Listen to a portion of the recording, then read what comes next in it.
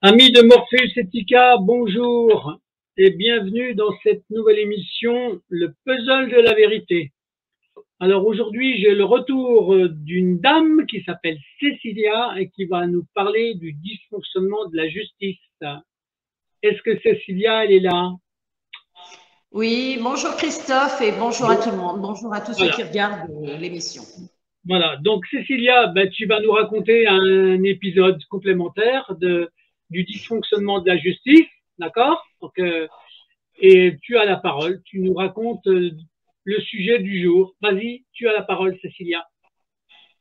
Merci Christophe. Donc bonjour Christophe, bonjour à tout le monde. Voilà, bon ben écoute, on a eu l'occasion Christophe de faire une émission vendredi où j'ai raconté mes péripéties avec l'institution judiciaire et notamment avec l'expert judiciaire concernant l'audience qui s'est tenue mardi dernier, le 30 mai, devant le tribunal correctionnel. Et ben là, c'est encore un autre volet, mais c'est toujours dans la continuité de ce litige qui a démarré sur la construction de la maison. Donc, comme j'expliquais vendredi, donc il faut que je remette un petit peu quand même, je réexplique un petit peu, remettre les choses au niveau chronologique pour expliquer, parce que ceux qui n'ont pas vu la vidéo de vendredi ne peuvent pas comprendre. Donc, c'est un litige qui a débuté avec la construction d'une maison donc en 2009. En 2009, donc, nous avons eu affaire à un constructeur de maisons individuelles, en l'occurrence Monsieur Ihsan Soissal, sujet d'origine turque, donc qui gérait l'entreprise, la SARL Les 5 éléments. Et donc, nous avons signé un contrat de construction individuelle avec plan. Et donc, ce monsieur, au début, il semblait professionnel. Et puis, au fil du temps de la construction, nous avons rencontré de nombreux problèmes avec lui. Et au bout d'un moment, il a abandonné le chantier. Et puis, en fait, il a organisé sa liquidation judiciaire et qui s'est avérée en fait être en réalité une banqueroute. Et donc, il est coutumier de ce genre de fait parce que quand on recherche dans son historique, on retrouve que ce personnage a l'habitude de créer des sociétés, d'escroquer des clients et puis de provoquer sa liquidation judiciaire. Et curieusement, un fait quand même notable, on note que c'est toujours le même mandataire judiciaire, Christian Ripper, mandataire judiciaire dont le cabinet, l'étude est située 23 rue Banasterie sur Avignon, c'est toujours le même liquidateur judiciaire qui est désigné. C'est assez curieux quand même parce que vu le nombre de mandataires judiciaires, c'est assez étonnant que le tribunal de commerce confie toujours la gestion de la liquidation au même mandataire. Or, il s'avère que, en fait, c'est une mafia organisée. Le mandataire est un franc-maçon. Ihsan Soissal, le sujet d'origine turque, gérant de la SRL Les 5 éléments, est un franc-maçon. Donc voilà, ce petit monde se connaît. Et toujours pareil, au détriment des entreprises, au détriment des clients, des particuliers. Donc voilà, ce litige donc a commencé avec la construction d'une maison individuelle, donc avec Ihsan Soissal, sujet d'origine turque qui gérait les 5 éléments. Il a abandonné le chantier. La maison était en fait mal implantée, c'est quand même très très grave parce que la maison devait être en fait démolie. Et donc voilà, il a abandonné le chantier, il nous a donc escroqué. On avait signé un contrat, Oui. donc nous avions versé de l'argent. Et donc cet individu nous a assignés devant le tribunal judiciaire d'Avignon. Donc, le D'accord. tribunal judiciaire d'Avignon a désigné un expert judiciaire, en l'occurrence l'expert judiciaire que j'ai nommé vendredi, qui m'a poursuivi pour injure publique, donc Jean-Christophe Nozière, un mafieux, un expert judiciaire mafieux. Voilà, il faut appeler il faut qualifier. Les gens ont peur. Moi, je n'ai pas peur. Je les nomme, je les identifie, je montre leurs photos et je les désigne comme des criminels. Donc, il y a eu donc cet expert judiciaire qui a été désigné. Donc, il y a eu une expertise. L'expert judiciaire a été désigné par référé du 28 octobre 2009. Donc, cet expert a rendu un rapport totalement tronqué, totalement mensonger, avec des mensonges, mais évidents. C'était comme un nez au milieu de la figure, quoi. Nous avons pu démontrer, par exemple, pour te donner quelques petits exemples factuels, il a dit, par exemple, qu'il y avait 32 puits de fondation pour la construction. Or, nous avions le procès-verbal de l'étude de sol qui indiquait qu'il y en avait 22, donc 10. Pourquoi 32? Parce que le mafieux turc, Ihsan Soysal, avait facturé 32 puits. Il a chiffré l'erreur d'implantation de la maison à 4 000 €, alors que la jurisprudence est constante en la matière. La construction devait être démolie et le constructeur devait reconstruire l'édifice. Bien évidemment, il a créé sa liquidation judiciaire, il ne pouvait plus reconstruire la maison. Donc, à partir de là, donc l'expert, donc il a rendu ce rapport totalement mensonger. Ce rapport mensonger a été pris en compte par la justice parce que, comme j'expliquais vendredi, Christophe, nous avons demandé à l'avocate Patricia Cardin, qui était également impliquée dans l'association de malfaiteurs, Patricia Cardin, avocate au barreau d'Avignon, qui n'a bien évidemment pas demandé d'expertise judiciaire. Donc, l'expertise de monsieur Jean-Christophe Nozière a été validée. Nous avons tenté, tant bien que mal, de contester, mais la justice obtuse et fermée à toutes nos récriminations, donc n'a pas donné suite. Donc nous avons, nous, de notre côté, demandé une expertise à titre amiable qui est autant valable qu'une expertise judiciaire, parce que maintenant ça a changé au niveau de la loi. Une expertise amiable est valide devant la justice. Et l'expert Hachi Trombini. Donc cet expert a démontré A plus B que l'expertise de monsieur Jean-Christophe Nozière était totalement erronée. La maison devait être démolie, il y avait bien 22 pieds, non 32, c'était bien un contrat de construction avec plan, de maison individuelle avec plan et non sans plan, comme l'a fait valoir monsieur Jean-Christophe Nozière. Voilà, donc sur le fondement de cette expertise judiciaire fallacieuse et inique, nous avons été condamnés. Donc, devant le tribunal d'Avignon, nous sommes allés en appel. Les juges mafieux de Nîmes nous ont condamnés, ont validé. Pour te dire, ils étaient sûrs du résultat, puisque l'avocat, donc à ce moment-là, Christian Ripper, le mandataire judiciaire, est intervenu dans la procédure. Et donc l'avocat du mandataire judiciaire n'est même pas venu plaider le dossier devant la chambre civile de la cour d'appel de Nîmes. Donc ils savaient très bien qu'ils allaient obtenir de gain de cause, parce que la fraternité, les relations franc-maçonniques, donc voilà. Donc, à partir de là, nous avons été déboutés. Nous sommes allés en cour de cassation. L'arrêt de la cassation était un petit peu assez ambigu parce que dans les motivations de la cour de cassation, ils sous-entendaient que nous étions victimes. Mais cependant, ils n'ont pas quand même retenu notre pourvoi. La décision a été définitivement actée. Donc, à partir de là, nous avons déposé une plainte simple auprès du procureur de la République d'Avignon. Monsieur, je tiens quand même, Christophe, à remontrer la photo quand même du chantier qui avait été abandonné à l'époque. Je ne sais pas si on voit bien. Voilà le chantier qui avait été abandonné et qui avait été chiffré par l'expert judiciaire mafieux à 456 642,51. C'est pour dire le prix d'une maison terminée, d'une maison, luxueuse et fastueuse. Je précise que le devis que nous avions signé, ce n'était pas du tout ce montant. Mais ce montant se calque sur les demandes de monsieur Ihsan Soysal, le mafieux turc. Donc l'expert s'est calqué sur les demandes du mafieux turc, afin qu'il obtienne gain de cause devant la justice. Donc, c'est assez édifiant quand même. Hein. Donc, à partir de là, pardon. Mais là, la question que je pose, pourquoi il demande une indemnité comme ça à toi? Pourquoi il demande ça à toi? Parce que c'est une escroquerie. Oui, mais bien sûr, mais là, il motive, il est constructeur, d'accord? Il se met en liquidation. Pourquoi c'est à toi et à ton homme à qui il demande de l'argent? Le motif, il a motivé ça sur quoi? Parce il a considéré que nous étions en défaut de paiement. En défaut de paiement. Or, je Voilà. précise qu'un CCMI, voilà, un défaut de paiement qui s'est avéré totalement mensonger. Parce que nous avons pu démontrer que nous avions payé. Nous Voilà, avons pu.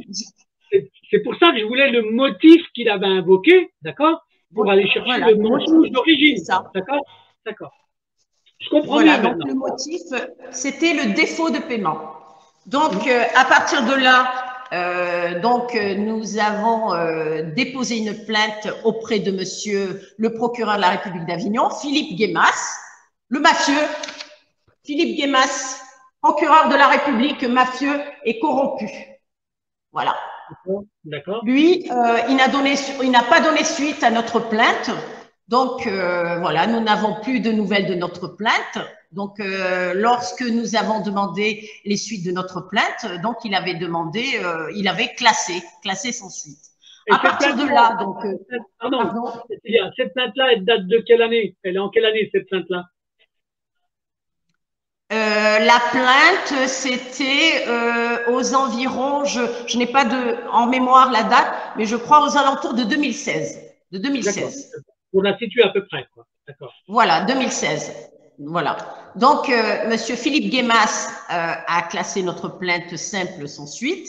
À partir de là, donc, nous avons déposé une plainte avec constitution de partie civile auprès du doyen des juges d'instruction du tribunal d'Avignon. Et là, donc, une ordonnance de consignation a été ordonnée, donc signée. Nous avons versé une consignation. Et à partir de là, donc, une juge d'instruction, Madame Constance de Franceschi, du tribunal judiciaire d'Avignon, a été désignée. Bon, nous avons attendu. Il ne se passait rien. Nous avons écrit à la chambre de l'instruction, nous étonnant de ce silence assourdissant de la juge d'instruction. Et là, Madame Constance de Franceschi, suite à la chambre de l'instruction qui a dû lui dire, il faudrait se bouger un petit peu, elle nous a convoqués une seule fois pour un dossier, écoute-moi bien Christophe, tentaculaire qui impliquait à minima une dizaine de mises en cause. Il y avait le constructeur, il y avait l'expert, il y avait l'avocate de notre avocate, il y avait l'avocate du constructeur turc, il y avait le mandataire, il y avait une dizaine de personnes qui étaient impliquées dans ce dossier tentaculaire. Donc, Madame Constance de Franceschi a estimé qu'une heure, une seule fois, c'était suffisant pour enquêter sur un dossier aussi complexe. Donc, voilà, le temps a passé, et nous demandions des actes, parce que je précise quand même, nous avions pris un avocat censé être un ténor du barreau, Gérald Pandelon, qui s'est avéré être un escroc de premier plan. D'ailleurs, il est impliqué dans l'affaire de Monsieur Sarkozy. Il est impliqué dans un dossier aussi des navettes du Frioul. Voilà, donc c'est une affaire ancienne, mais bon, peu importe, c'est quand même un avocat sulfureux. Il a été impliqué dernièrement, il est mis en examen actuellement par le parquet national financier. Donc, monsieur Gérald Pandelon, il a un cabinet sur Paris et un cabinet sur Aix-en-Provence. Donc, j'ai déposé plainte également contre cet avocat mafieux. Donc, cet avocat n'a rien fait. Il s'est avéré que c'était un franc-maçon notoire, un ami de monsieur Bauer, le grand franc-maçon nationalement connu. Et donc, voilà. Donc, il ne s'est rien passé. Cet avocat n'a rien fait. Donc, moi, j'ai fait des courriers à la juge pour demander des actes. Donc, Madame Constance de Franceschi, toujours la même réponse. Elle rejetait toutes nos demandes d'actes. Toujours pareil. Donc, voilà, nous avons fourni le rapport totalement mensonger et X pièces de preuves qui démontraient, la preuve A plus B que nous étions victimes dans cette affaire. Donc, Madame de Franceschi n'a rien fait, a tout étouffé. Elle a couvert cette association de malfaiteurs en bande organisée et donc, elle a rendu un non-lieu en date du 3 février 2020. Donc, Ce non-lieu a permis, en fin de compte, d'acter définitivement, je veux dire, la protection de ces malfaiteurs et également de permettre une escroquerie au jugement. Donc, Madame de Franceschi est coupable de parjure et de prévarication, puisqu'elle a rendu un non-lieu inique et elle a permis une escroquerie au jugement en bande organisée. Donc, à partir de là, donc, je précise quand même que donc Madame de Franceschi a fait obstacle à la manifestation de la vérité au titre de l'article 434-4 du code pénal. Elle ne s'est pas conformée à l'article 81 du code de procédure pénale qui lui impose de faire des actes pour aboutir à la manifestation de la vérité. Elle a rejeté tous nos actes. Elle n'a pas pris en compte des pièces irréfragables de preuve, comme notamment le rapport judiciaire et plein d'éléments. La lettre, attends Christophe, ça c'est la perle. Alors, elle a eu connaissance, Madame de Franceschi, d'un courrier qui mérite quand même une particulière attention. Voilà, donc le courrier du mafieux Hissène Soissal, le gérant de la SRL 5 éléments. Alors, dans ce courrier, je vais juste résumer les quelques lignes. Voilà, il dit dans ce courrier, à ce jour, vous n'avez toujours pas réglé la somme de 32 444 € sur le devis numéro 2007/168 du 29 juin 2007 sur le marché de 295 000 € 244. Vous savez très bien que vous ne pourrez rien faire contre nous. Pour cela, nous vous proposons un accord transactionnel amiable de 70 000 € en espèces pour vous laisser tranquille. Abandonnez toute poursuite à votre rencontre et vous évitez des ennuis judiciaires et autres. En cas de refus, nous serons contraints de vous réclamer officiellement le montant de 372 322,51 €. Voilà, ce courrier a été porté à la connaissance de Madame Constance de Franceschi, juge d'instruction assermentée. Ce courrier a été porté à la connaissance de Monsieur Philippe Guémas, procureur de la République mafieux, désormais parti à la retraite d'Avignon. Philippe Guémas. Ce courrier a été porté à la connaissance de Monsieur Éric Morel, procureur de la République de Nîmes. Nous lui avons demandé la réouverture à lui, à Monsieur Guémas, à Madame Françoise Pierry-Gauthier, procureure générale de la Cour d'appel de Nîmes. Nous avons demandé à toutes ces personnes du milieu judiciaire de réouvrir notre dossier au titre des articles 189 et 196 du Code de procédure pénale. Et ces personnes-là, assermentées, ont tout simplement gardé le silence pour permettre… Il n'y a même pas eu de réponse. Il n'y a même pas eu de réponse. Même pas de réponse, absolument pas. Et j'ai la trace, j'ai plusieurs courriers, lettres recommandées, des demandes de réouverture. Madame Constance de Franceschi, X courrier. Monsieur Éric Morel, procureur de la République de Nîmes. Monsieur Philippe Guémas, procureur de la République d'Avignon. Madame Françoise Pierry-Gauthier, procureure générale de Nîmes. Toutes ces personnes, il y a des traces. Et ça ressortira tôt ou tard.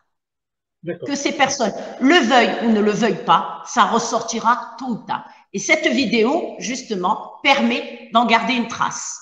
Voilà, de démontrer que ce dossier est tout simplement une affaire politico-financière. On cherche absolument à nous abattre, moi et mon mari, et plus particulièrement moi, parce que je ne me laisse pas faire, mon mari non plus, mais moi j'ai fait du droit, donc je ne me laisse pas faire et je ne me laisserai jamais faire, jamais faire. Je dénoncerai toutes ces pratiques mafieuses, toutes ces forfaitures, c'est inadmissible, c'est un crime contre l'humanité, c'est un crime imprescriptible. Est-ce que tu peux redonner le nom pour que les gens l'aient une deuxième, une troisième fois, une quatrième fois, le nom de l'entrepreneur qui fait ces escroqueries-là, le Turc. Tu peux donner son nom encore? Alors, Ihsan Soisal, Ihsan, I-H-S-A-N, c'est son prénom, Soisal, S-O-Y-S-A-L. C'est un sujet d'origine turque. Il est sur Avignon. Est-ce que les gens, s'ils font une recherche sur Internet en tapant son prénom et son nom, ils sont capables de trouver des procédures qu'il a provoquées ou pas? T'as déjà fait Je n'en ai franchement aucune idée, je ne sais pas, parce que je ne maîtrise pas au niveau des… Voilà, je ne sais pas, mais probablement. Je pense que oui. Je pense qu'il y a des traces, oui, je pense qu'il y a des traces. D'accord. Parce qu'il a fait beaucoup de procédures et j'ai eu connaissance d'une procédure sur Aix-en-Provence où les gens ont tout perdu. Et curieusement, il obtient toujours gain de cause devant la justice. C'est un individu qui est analphabète, il est analphabète, mais il est protégé, il est soutenu, et notamment par le mandataire judiciaire que j'indiquais tout à l'heure, Christian Ripper, qui est toujours en activité. Christian Ripper, mandataire judiciaire sur Avignon, rue Banasterie. C'est un escroc de premier plan, un escroc, un franc-maçon de premier plan.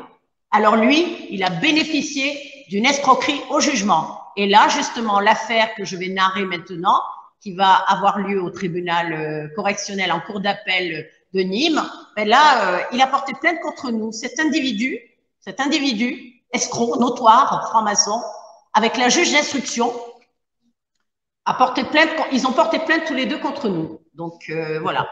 Donc et la plainte c'est quoi le motif de la plainte exactement? C'est insulte publique? Alors je continue justement le déroulé de mon affaire, de mon histoire.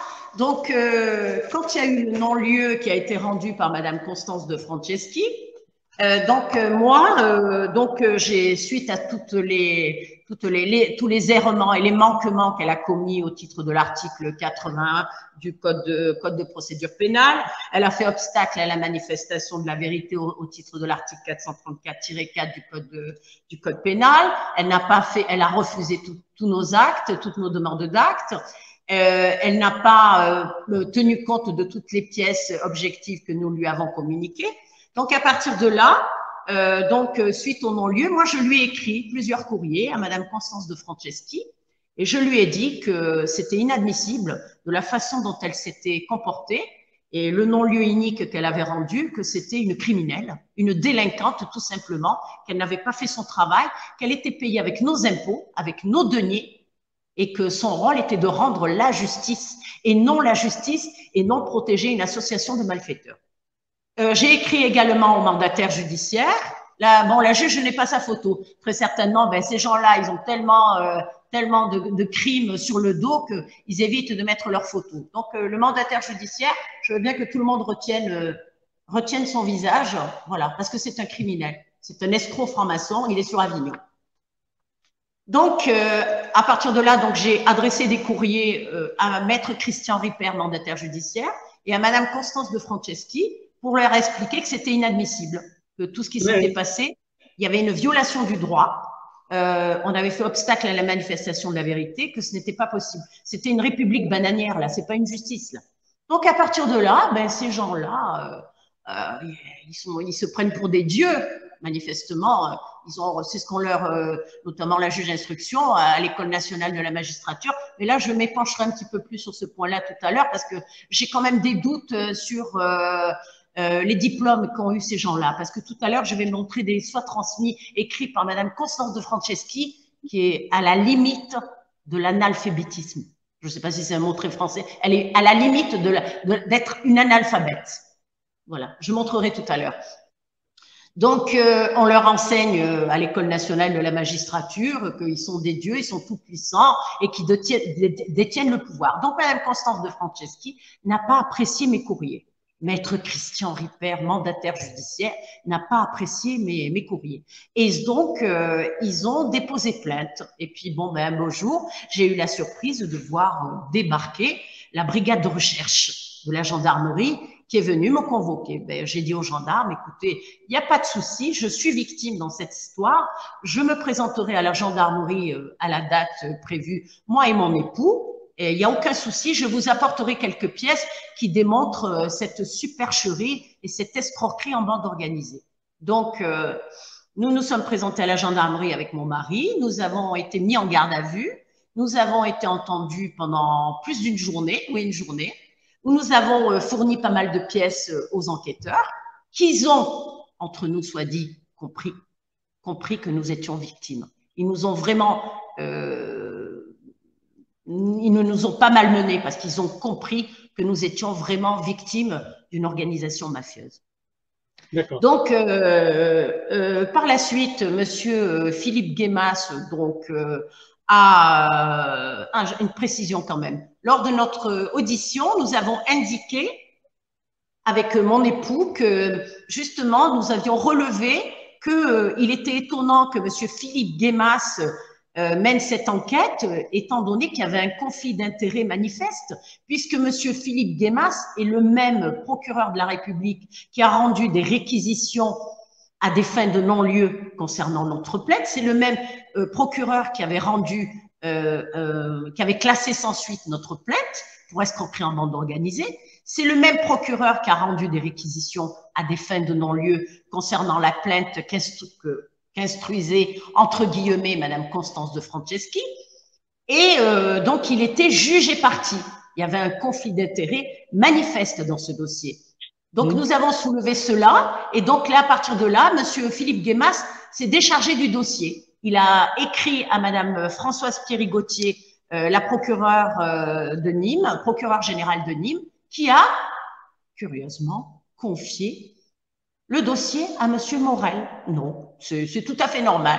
Alors que monsieur Morel était également visé par un conflit d'intérêts. Tant elle, madame Françoise Pierry-Gauthier, que monsieur Éric Morel, dans la mesure où, comme je l'expliquais tout à l'heure, tous les deux, ils ont été saisis par nos soins pour leur demander de réouvrir le dossier de la plainte avec constitution de partie civile qui avait fait l'objet d'un non-lieu.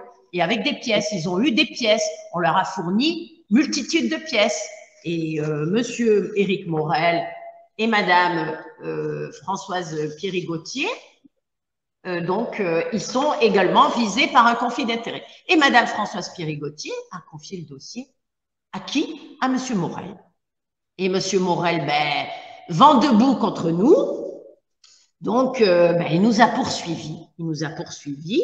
Donc, nous avons donc été... nous avons reçu donc une citation directe suite à ces plaintes, aux plaintes des deux personnages, Madame Constance de Franceschi, juge d'instruction mafieuse, et Christian Ripper, mandataire judiciaire véreux et mafieux. Nous avons reçu une citation directe. Mais attends, Christophe, voici la citation directe. Alors, la citation directe ne comporte donc citation à prévenu, oui. Mais la citation directe ne comporte, c'est quand même assez fort de café, ni signature. D'accord. Et tu l'as reçu en recommandé? Tu l'as reçu comment, cette lettre? Non, c'est délivré par voie d'huissier. C'est un huissier qui me l'a signifié. Donc, il n'y a pas de signature du procureur. Le procureur n'est pas identifié. On ne sait pas qui me poursuit. On ne sait pas. Il n'y a pas son nom? Il n'y a pas son nom, au procureur? Non, il n'y a pas son nom. Non, non. Il est indiqué. Il est indiqué. Il y a un vice à la demande de monsieur le procureur de la République près le tribunal judiciaire de Nîmes. On ne sait pas s'il s'appelle monsieur Dupont, monsieur Dubois, monsieur Tartampion. On ne sait pas. Donc, le nom du procureur n'est pas identifié. Or, je rappelle qu'un acte juridique doit obligatoirement comporter le nom de son auteur. La jurisprudence est claire sur ce point. Pour accorder validité et force probante à l'acte juridique, le nom donc du procureur n'est pas indiqué. Le magistrat, on ne sait pas qui c'est. Il n'y a pas de tampon de l'autorité judiciaire. Il n'y a pas de signature. Ouais, absolument rien. Donc moi, un torchon comme ça. S'il y a une entête, est-ce qu'il y a une entête en plus, une entête judiciaire avec la République? Non, non, D'accord, d'accord. Donc, non, ouais, d'accord. Là, c'est absolument rien. Un torchon comme ça, n'importe qui, toi, moi, n'importe qui, on peut faire ça. ouais, d'accord, d'accord. N'importe qui peut fabriquer un tel document, ce qui n'a aucune valeur juridique. C'est un torchon, tout simplement. Et mon mari a reçu la même chose, tous les deux. Pareil, pas de signature, pas de cachet de l'autorité judiciaire, pas de signature, pas d'identification de l'auteur de l'acte et du procureur, rien, aucune valeur. D'accord. Alors, donc, c'est marrant parce qu'il y a une loi qui dit que la novation ne se présume point, elle doit clairement résulter de l'acte. Et toi, tu as un acte où il n'y a rien, il n'y a pas de nom. D'accord, hein? Tout à fait, tout à fait. Donc, premier point. Donc, nous avons été cités à comparaître donc, le 2 décembre 2022, donc en fin d'année dernière, sur le fondement de ce torchon. Sur le fondement d'un conflit d'intérêts, l'enquête de M. Philippe Guémas, parce que quand ils nous ont poursuivis sur Nîmes, ce n'est plus le même procureur, c'est M. Philippe Guémas qui s'est déchargé, c'est M. Morel qui a été désigné, Éric Morel, le procureur de la République de Nîmes. Mais le procureur de la République de Nîmes s'est servi de l'enquête de M. Philippe Guémas, celui-là même qui est dans le dossier. Il fait un courrier où il dit qu'il est obligé de se décharger du dossier puisqu'il est visé personnellement et que pour une justice loyale et impartiale, il est obligé de faire délocaliser le dossier. Donc, Madame Françoise Piry-Gauthier a estimé que là, pour que la loyauté et l'impartialité étaient respectées avec Monsieur Éric Morel. Mais allons donc, mais on se moque de qui? On prend les justiciables pour des ilotes, pour des demeurés. Or, je rappelle à ces gens-là que nous ne sommes pas, nous, les consorts Villano, nous ne sommes pas des demeurés. Non, nous sommes des gens honnêtes, nous sommes des gens intègres, nous sommes des gens déterminés, nous sommes des gens combatifs et nous sommes des gens qui détenons des preuves. Alors, ça suffit maintenant, toute cette mascarade. Donc voilà, pour en revenir donc à la citation, nous avons été cités le 2 décembre 2022 sur la base de la citation que j'ai évoquée qui n'a aucune valeur juridique, donc pas de nom du procureur, pas de signature, pas de cachet de l'autorité judiciaire, sur le fondement d'une enquête totalement à charge et viciée par un conflit d'intérêts mené par monsieur Philippe Guémas, qui était le procureur d'Avignon, là où exerçait la même juge d'instruction. Comment veux-tu que ça tienne juridiquement, étant donné que le procureur, il exerçait dans le même tribunal où exerçait Madame Constance de Franceschi qui a déposé plainte contre nous? Des magistrats qui se côtoient en permanence. Elle est où là, la loyauté et l'impartialité de la justice? Elle est où là? Alors que le dossier, il aurait dû être délocalisé en dehors, vers une autre juridiction. Or, je rappelle que Nîmes, la procureure générale de Nîmes, c'est elle le chef de la juridiction d'Avignon. Donc là, c'est elle qui supervise tout ce qui se passe à Avignon. Donc, leur petite salade, ils la gardent entre eux. Et ils se disent, on va les condamner, on va les spolier, on va tout leur curer, tout leur voler. Et comme ça, on va les faire taire. C'est surtout des mécanismes qui se mettent en place. Donc après, moi je pense qu'il y a au-delà de comment dirais-je d'une perversité, c'est ces fameux mécanismes juridiques, d'accord, qui sont pervers. C'est le mécanisme lui-même, d'accord. Et ça c'est ce qui permet toutes ces dérives en fait. Moi ça m'attriste ce genre de situation. Bien évidemment, mais ça ne peut, écoute Christophe, ça ne peut plus perdurer, c'est allé trop loin maintenant, trop loin, trop loin. Cette avidité doit cesser. Au bout d'un moment, quand on va trop loin, il arrive un moment où il y a un mur en face. Et là, c'est dénoncer.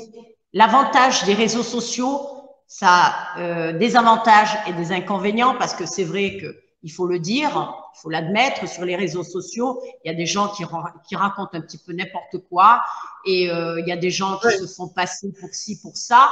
Mais il y a quand même des gens, et j'estime que j'en fais partie, que tu en fais partie, j'en fais partie avec mon mari, il y a des gens qui sont solides psychologiquement, solides intellectuellement et qui ne racontent pas des salades et qui montrent des pièces. Il y a des pièces, ce n'est pas des élucubrations, ce sont des faits objectifs que nous pouvons démontrer. Ce n'est pas des affabulations comme ils prétendent, je veux dire, ils utilisent tout le temps ce terme de complotiste en parlant des réseaux sociaux. Mais sur les réseaux sociaux, il y a de tout. Il y a des gens qui sont fiables et il y a des hurluberlus. Et nous n'en faisons pas partie parce que là, je veux dire, c'est criant de vérité, les documents que je montre. Les documents, une citation qui n'est pas signée, qui n'est pas tamponnée. Le magistrat je veux dire, ne s'identifie pas.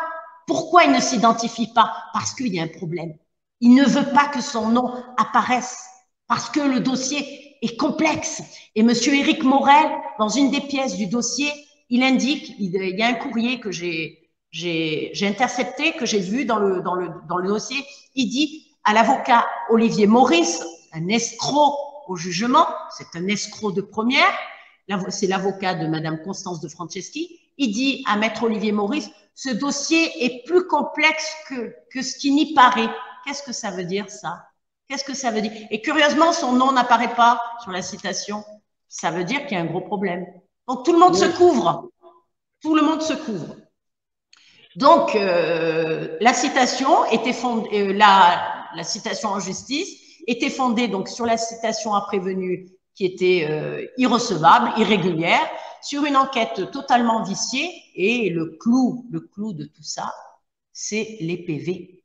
Les PV. Il s'est avéré que madame Constance de Franceschi, juge d'instruction, en fait, elle ne s'était jamais rendue au commissariat le 25 novembre 2020 comme elle l'avait prétendu. Alors que l'enquête qui a été menée par la brigade de recherche, lorsque nous avons été entendus à la gendarmerie, donc l'enquête était fondée sur un procès verbal en réalité mensonger. Puisque voilà la version numéro 1, je ne sais pas si on voit bien, la page 1, la page 2 et la page 3, pas de signature. Pas de signature.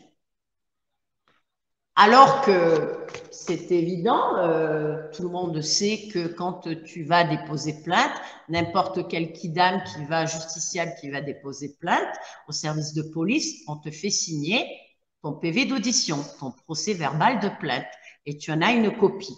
Là, le 25 novembre 2020, le commandant de police du commissariat d'Avignon, monsieur Serge Salté de Sablé, commandant de police à Avignon, en fait, il a menti. L'article 429 rappelle que tout procès verbal n'a de valeur probante que si l'officier de police judiciaire qui dresse le procès verbal a vu, entendu ou constaté personnellement les faits qui retranscrits dans le procès verbal. Or, lui, il indique dans le procès verbal d'infraction numéro 00720/2020-01-1947, nous, Serge Salté de Sablé, commandant de la police nationale en fonction à Avignon, nous trouvons au service, agissant en matière d'enquête préliminaire, entendons Constance de Franceschi, juge d'instruction en fonction au TJ de Avignon, qui déclare, donc ça veut dire que ce jour-là, il a rencontré.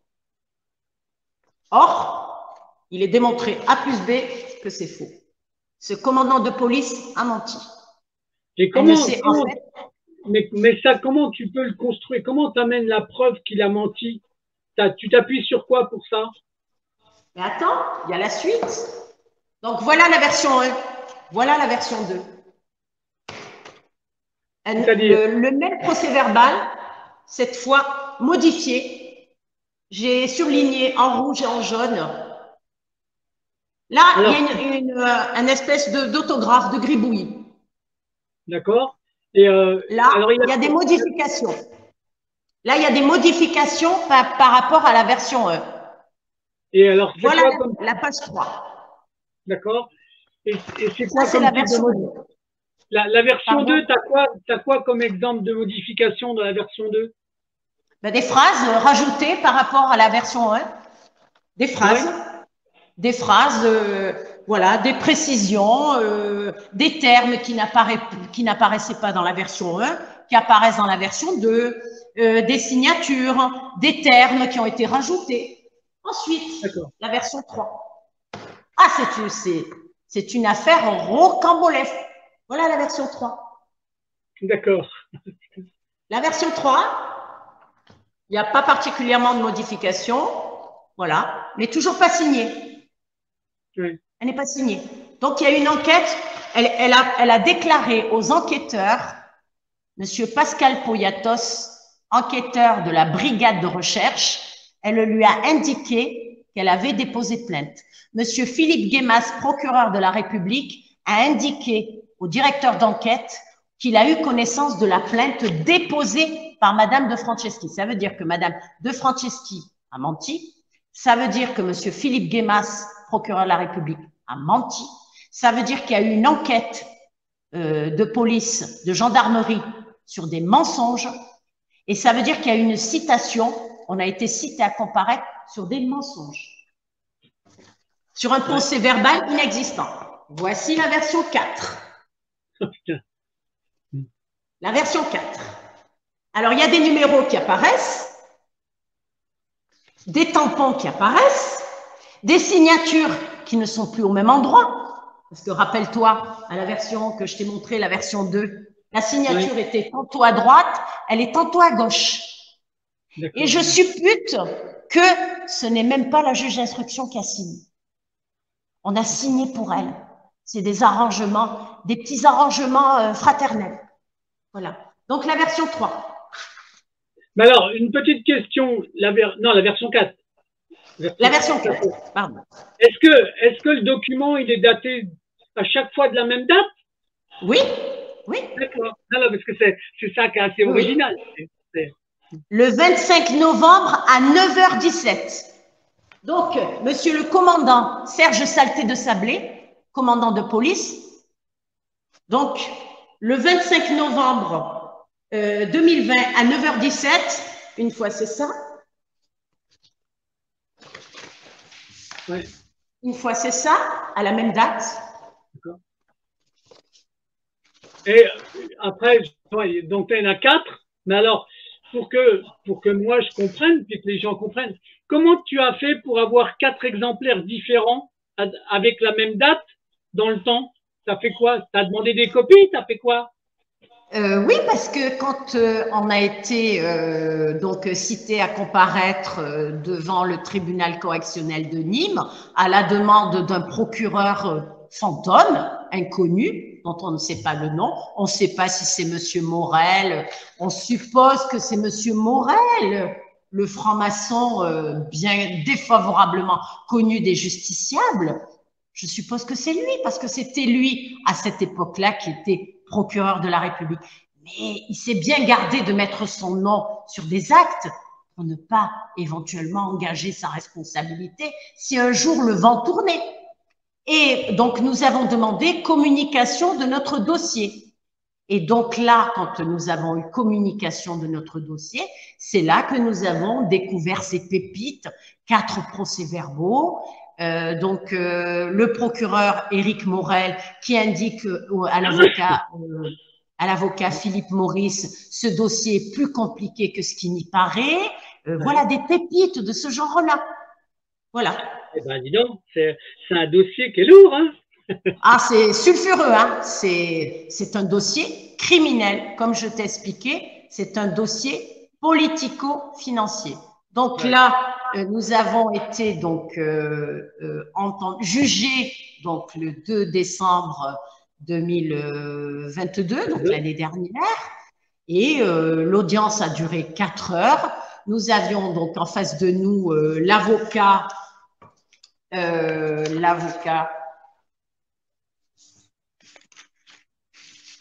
Donc ça, c'est l'avocat Jean-Marie Chabot.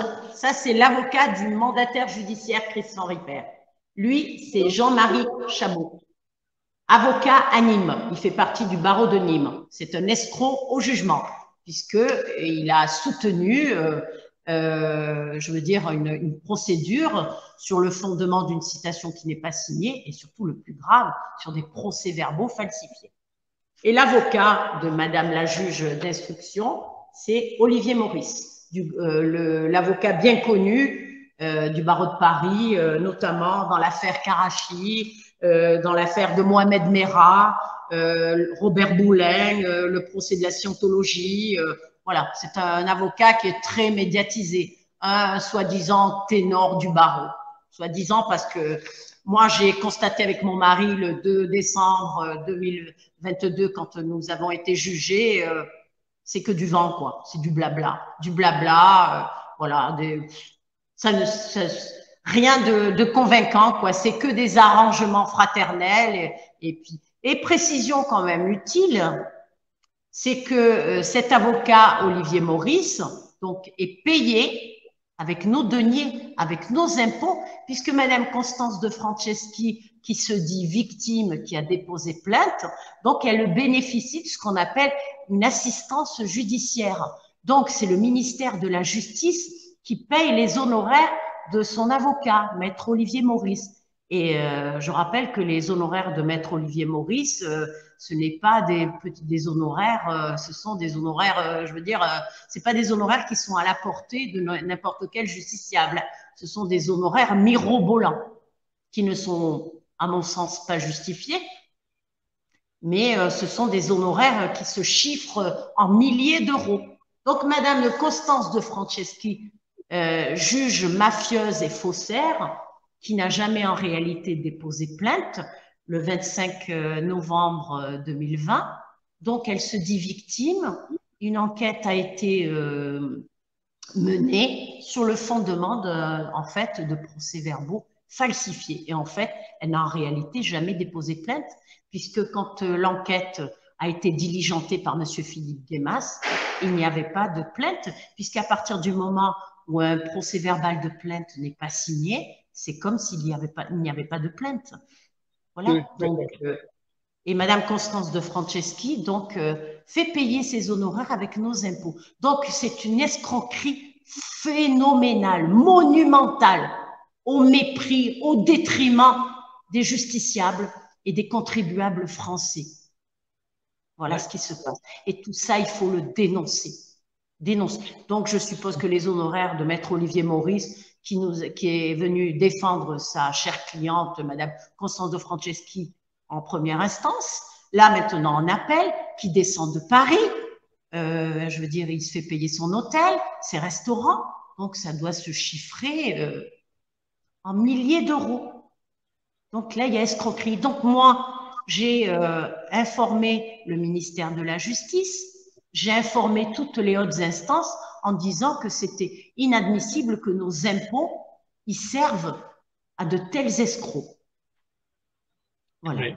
Donc, à partir du 2 décembre 2020, donc nous avons été entendus, mon mari et moi, pendant 4 heures. Les deux avocats ont fait leur baratin, leur plaidoirie pompeuse. Et donc, Madame, la substitut du procureur, Madame Adélaïde Galtier, du parquet de Nîmes, a demandé notre condamnation. Nous avons pourtant fait valoir l'irrégularité de la citation, qui n'était pas signée, qui n'était pas tamponnée, avec non-identification du magistrat.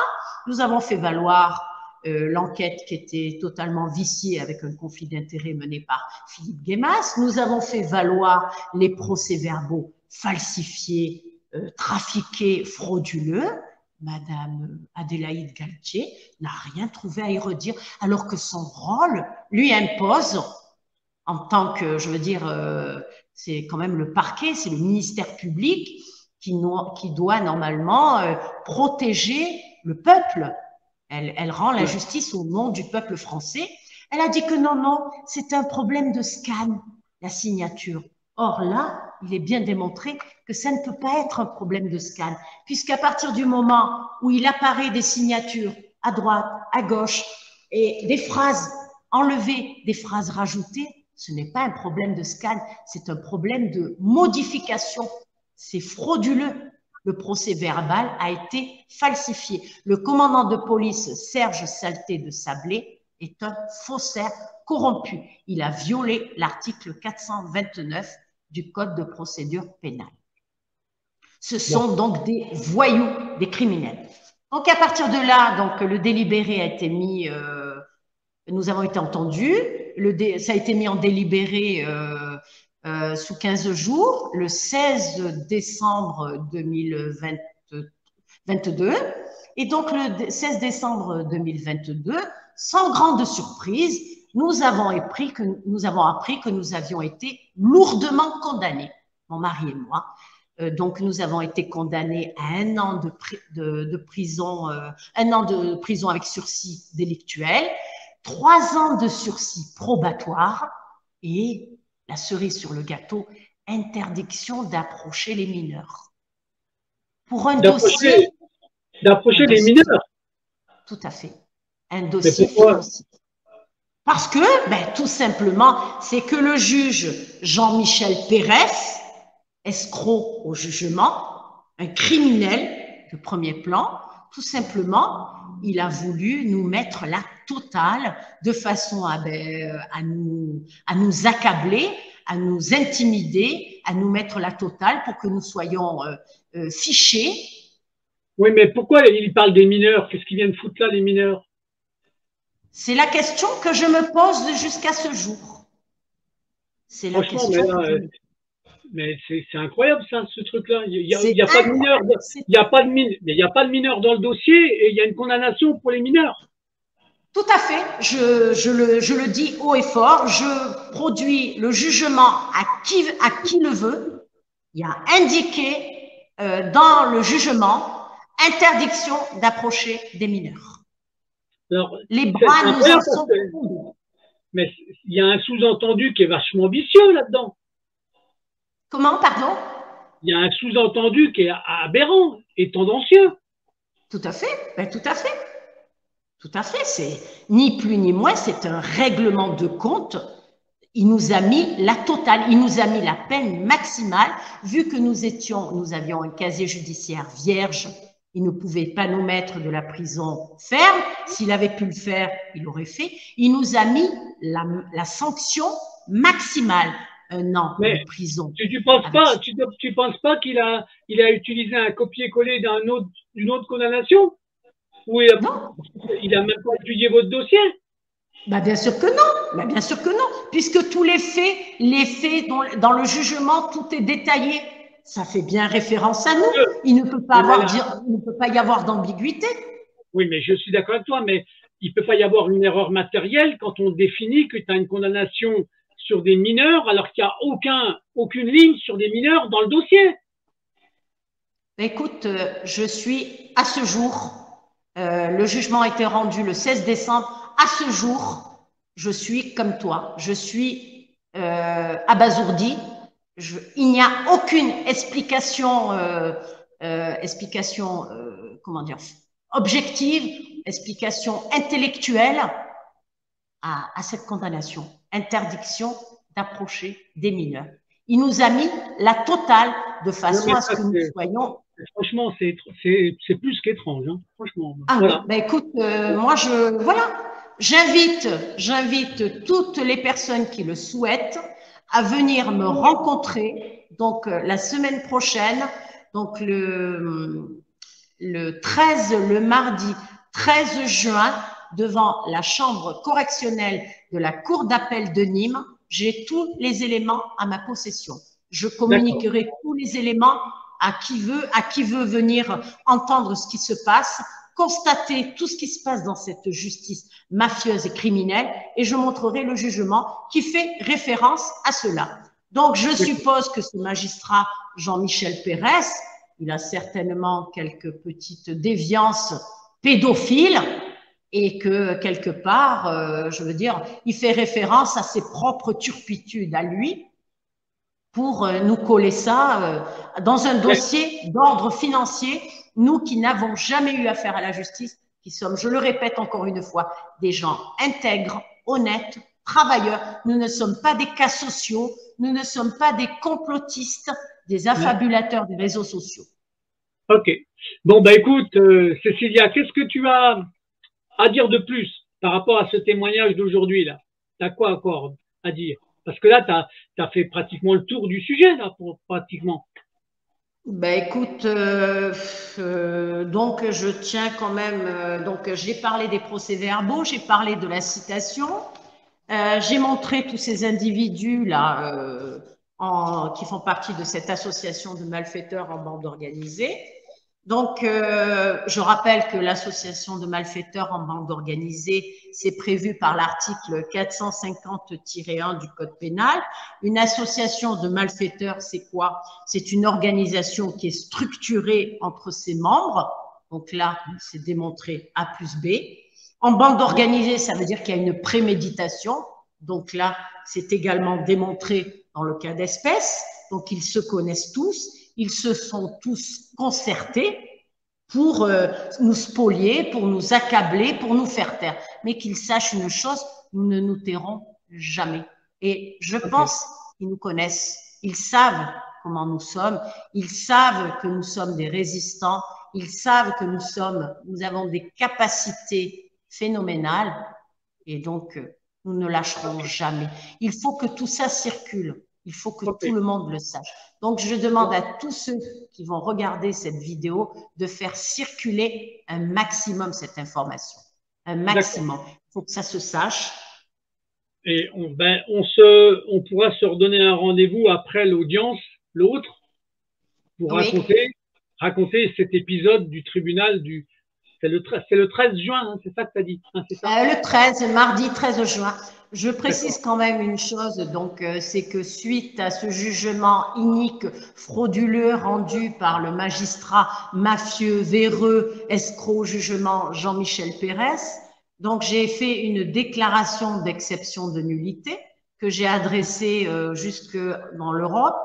J'ai adressé ça au ministère de la Justice, au Conseil supérieur de la magistrature, à toutes les instances, à toutes les hautes instances, et j'ai également déposé plainte. J'ai déposé plainte contre la juge d'instruction, j'ai déposé plainte contre le commandant Serge Saleté de Sablé, le faussaire, j'ai déposé plainte contre le commandant de police et j'ai déposé plainte contre maître Olivier Maurice pour escroquerie au jugement, faux et usage de faux.